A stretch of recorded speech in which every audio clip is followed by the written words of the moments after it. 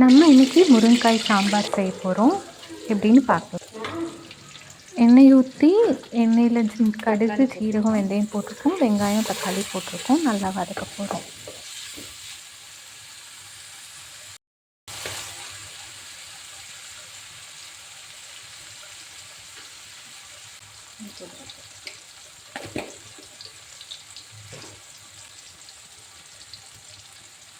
சாம்பார் தூள் போட்டுக்கலாம்.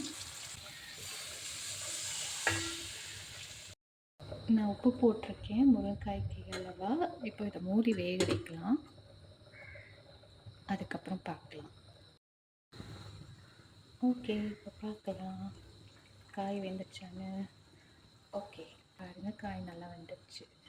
இப்போது நான் ஏற்கனவே துவரம் பருப்பை வேக வச்சு வச்சுருக்கேன்.